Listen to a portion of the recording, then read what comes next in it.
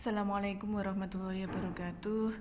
Untuk video kali ini kita akan mempelajari materi turunan fungsi trigonometri, juga aplikasi turunan fungsi trigonometri untuk mata pelajaran matematika peminatan di kelas 12 MIPA.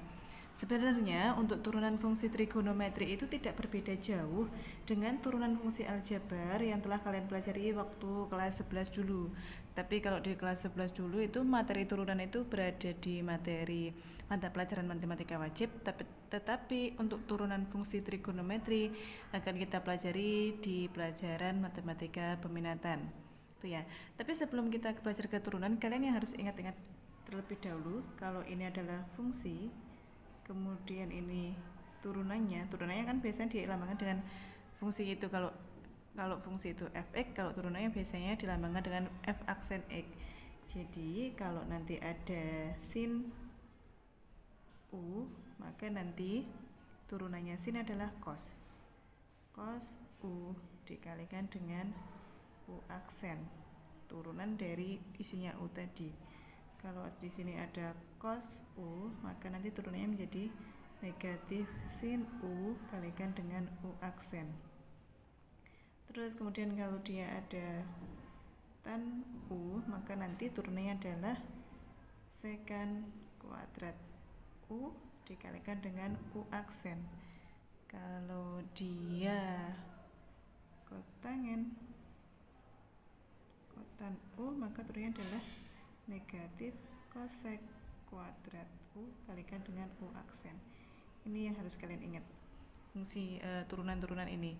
Karena untuk sin diturunkan menjadi cos diturunkan jadi negatif sin, kemudian tan diturunkan menjadi secant kuadrat, dan kotan diturunkan menjadi negatif cosecant kuadrat, gitu ya. Tapi sama sebenarnya. Kemudian sifat-sifat turunan itu sama seperti dulu sifat-sifatnya waktu pelajari tentang turunan fungsi aljabar, sifat-sifatnya sama. Jadi kalau misalkan fungsinya ini namanya adalah u, maka nanti turunannya dinamakan dengan u aksen. Jadi sifat-sifatnya ada beberapa. Satu, jika diketahui fungsinya adalah k, suatu bilangan k dikalikan dengan u, fungsi u, maka nanti turunannya akan menjadi k kalikan dengan u aksen, turunan dari u.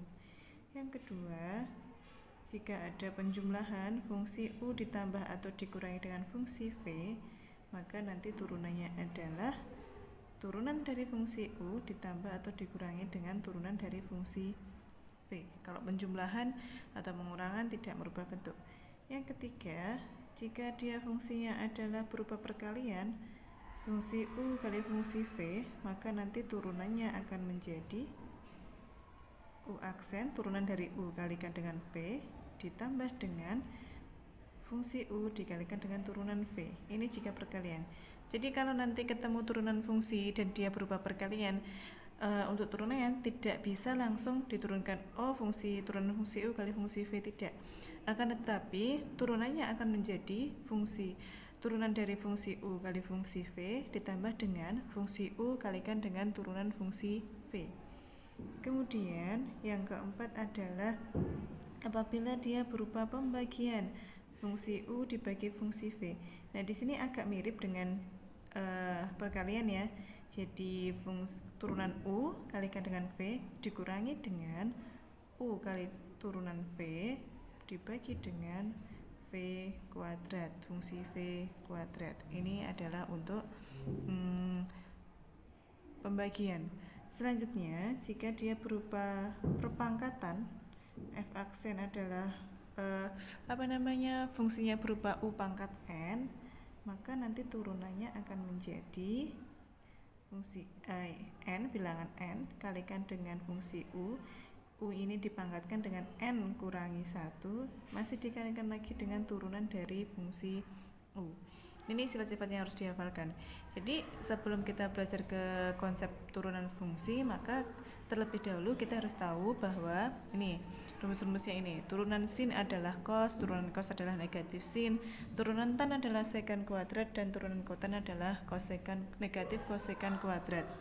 Juga kalian harus pelajari adalah sifat-sifat turunan fungsi trigonometri. Sifat-sifatnya sama seperti sifat-sifat pada turunan fungsi aljabar.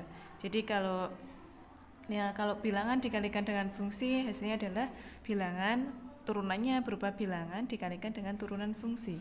Kalau dia adalah penjumlahan pengurangan berupa fungsi, turunannya adalah penjumlahan pengurangan fungsi tersebut. Yang agak berbeda adalah jika dia fungsinya berupa perkalian, pembagian, ataupun perpangkatan. Nanti ada rumusnya tersendiri. Kalau dia perkalian, fungsi f(x) adalah fungsi u kali v, maka nanti turunannya menjadi u aksen turunan u kalikan dengan v ditambah dengan u kali turunan v. Jika dia adalah pembagian, u dibagi dengan v, maka nanti turunannya adalah u aksen turunan dari u kalikan dengan v dikurangi dengan u kali turunan dari v per v kuadrat. Ini kalau pembagian. Yang terakhir adalah jika dia perkalian, fungsi f(x)-nya adalah u pangkat n, maka nanti turunannya akan menjadi n-nya ditaruh di depan, n kalikan dengan u pangkat n kurangi 1 masih dikalikan lagi dengan turunan dari u tersebut. Jelas ya sampai sini. Nah, sekarang kita ke latihan soalnya. Latihan soal. Di latihan soal ini kita akan belajar dari sifat-sifat turunan ini. Yang pertama, sifat turunan tadi bagaimana? Jika ada bilangan dikalikan dengan fungsi u, maka nanti turunannya adalah bilangan tersebut dikalikan dengan turunan dari u. Jadi misalkan fungsinya misalkan 5 dikalikan dengan sin x, maka nanti turunannya adalah 5, bilangan 5 ini tetap bilangannya dikalikan dengan turunan sin x. Turunan sin x, turunan sin adalah cos, u-nya di sini adalah berupa x, berarti cos x dikalikan dengan u aksen, u-nya di sini kan x, turunan dari u, turunan dari x adalah 1, jadi tidak perlu dituliskan. Jadi kalau misalkan ada suatu fungsi 5 kali sin x, maka nanti turunannya menjadi 5 kali cos x. Contoh lagi misalkan nomor 2, jika ada fungsi 5 kali cos 3x, turunannya bagaimana? Turunannya sama seperti tadi ya, bilangan 5-nya tetap dikalikan dengan cos 3x, turunnya cos adalah negatif sin, u-nya adalah 3x, berarti kita tulis negatif sin u 3x kalikan dengan u aksen, kalikan dengan turunan dari 3x, turunan 3x-nya adalah 3, jadi bisa dituliskan 5 kali 3 adalah 15, kalikan negatif 15 kali sin 3x. Jelas ya? Ini adalah untuk contohnya. Contoh selanjutnya adalah misalkan ini kalau perkalian dengan bilangan biasa. Kalau dia penjumlahan kan nanti tinggal turunannya. Misalkan fungsi f(x) sama dengan 5x tambah 3 ditambah sin 3x. 5x tambah 3 turunan, maka nanti turunannya f aksen x adalah turunan dari 5x tambah 3 adalah 5 ditambah dengan sin 3x. Cara menurunkan sin 3x bagaimana? Sin u, berarti kita turunannya adalah cos, berarti kita tulis cos u, u-nya adalah 3x, kalikan dengan turunan 3x, turunan 3x nya adalah 3, berarti nanti bisa dituliskan 5 ditambah 3 kali cos 3x. Nah, ini adalah untuk penjumlahan pengurangan. Selanjutnya lagi, kalau misalkan saya punya perkalian, misalkan ini fungsi f(x)-nya adalah 5x tambah 3 kalikan dengan sin 3x. Nah, ini agak berbeda ya. Kalau tadi penjumlahan, jadi cukup turunan ini, turunannya di depan, fungsi yang di depan ditambahkan dengan turunan fungsi yang di belakang. Kalau perkalian kan beda lagi. Turunan dari perkalian tadi bagaimana? F aksen x adalah ini perkalian. U aksen kali V, U aksen turunan dari 5x tambah 3. Jadi di sini fungsi U-nya adalah 5x tambah 3, V-nya adalah sin 3x. Jadi kita tulis turunan dari 5x tambah 3 adalah 5 kalikan dengan V. V-nya adalah sin 3X, kemudian ditambah U tetap 5X tambah 3 kalikan dengan turunan sin 3X. Turunan sin 3X tadi berapa? 3 kali cos 3X. Berarti bisa kita tulis 5 sin 3X ditambah, ini bisa dikalikan dengan 3, jadi 15X tambah 9 kalikan dengan cos 3X. Nah, ini adalah turunan dari fungsi fx 5x tambah 3 kalikan dengan sin 3x. Jelas ya? Nah, ini kalau dia pembagian nanti ya cukup ini, sesuaikan saja. U aksen kali V dikurangi U kali V aksen per V kuadrat. Selanjutnya contoh. Oh, ini nomor 4 ya.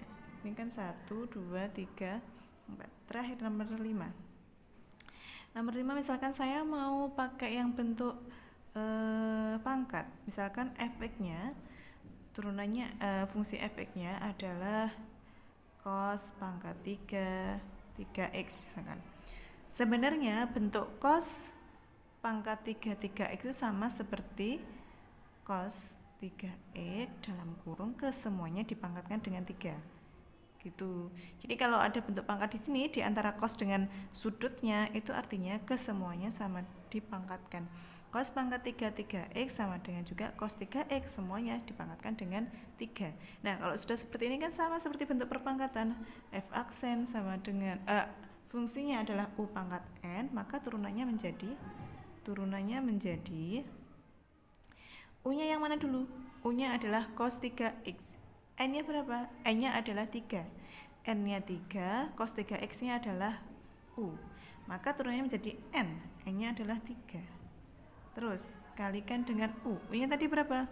Cos 3x. Kita tulis cos 3x pangkat N kurangi 1. 3 kurangi 1. Masih dikalikan lagi dengan turunan cos 3x.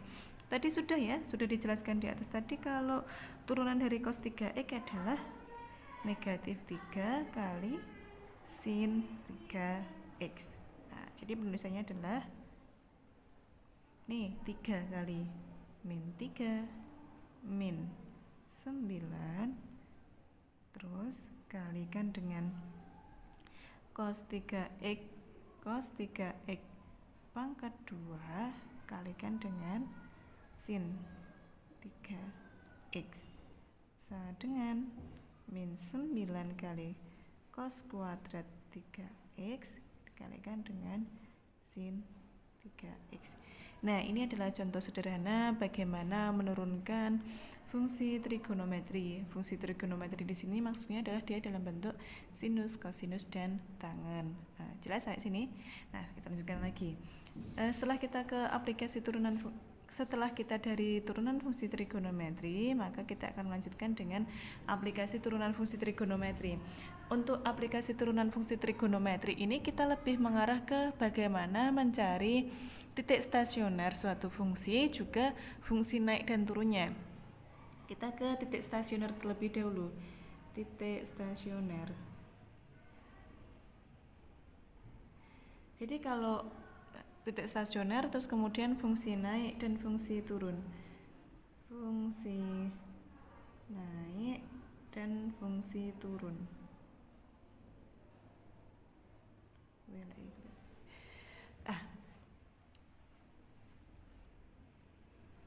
Ya. Gampangnya gini. Titik stasioner itu ketika nanti nilai turunannya sama dengan 0. Fungsi naik itu ketika nanti nilai turunannya lebih dari 0. Dan fungsi turun adalah ketika turunannya kurang dari 0. Jadi kalau dalam suatu kurva misalkan ini ada naik seperti ini ada tiga titik. 3 titik ini dinamakan dengan titik stasioner. Jika f aksen sama dengan 0, ini namanya adalah untuk mencari titik stasioner. Fungsi naik itu jika f aksen x-nya adalah lebih dari 0. Fungsi turun jika F aksennya kurang dari 0. Hanya itu saja patokannya. Kalau titik stasioner itu sama dengan 0, fungsi naik itu lebih dari 0, dan fungsi turun adalah kurang dari 0. Contohnya, kalau saya punya fungsi, dia fungsinya adalah sin 4x misalkan, sin 4x. Kita disuruh mencari titik stasionernya sama fungsi naik turun.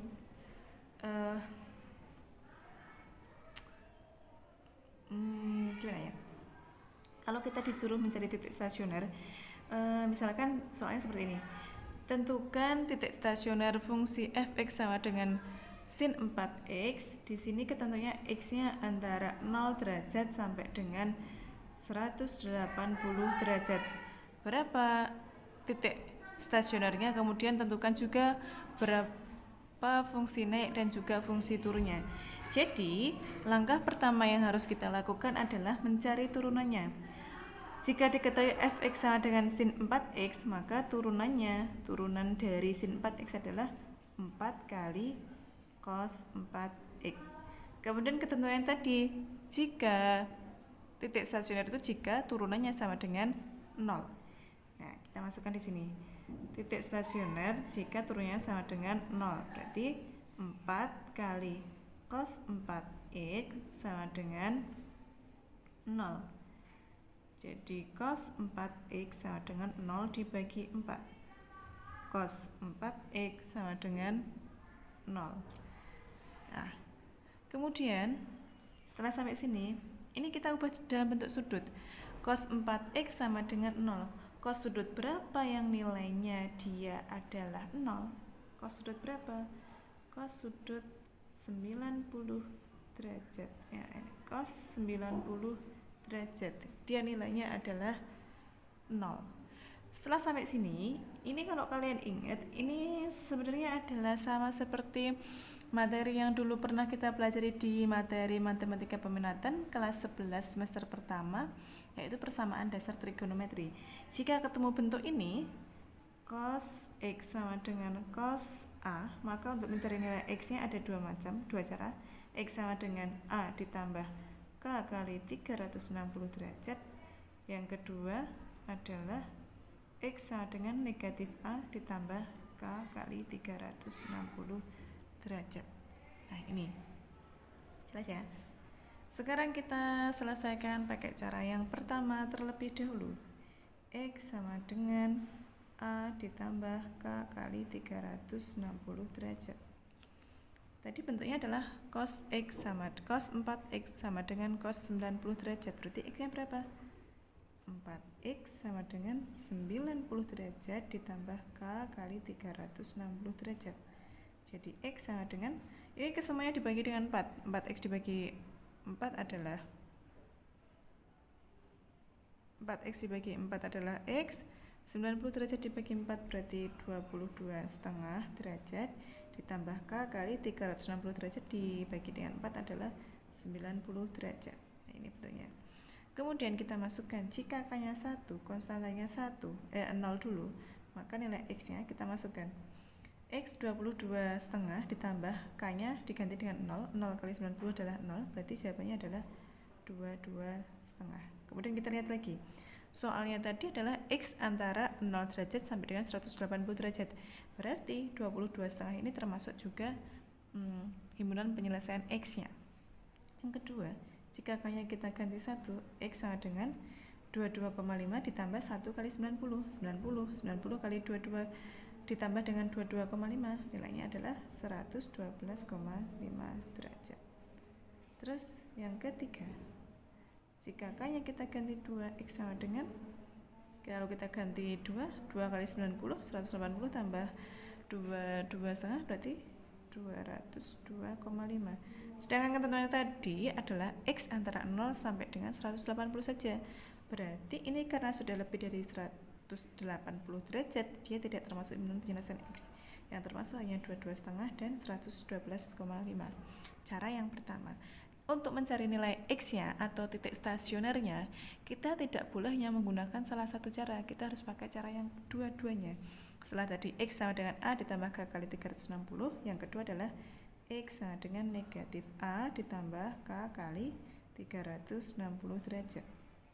X-nya 4X sama dengan negatif 90 derajat ditambah K kali 360 derajat. Maka X sama dengan negatif 22,5 derajat ditambah K kali 90 derajat. Nah, sama seperti tadi kita masukkan nilai K-nya.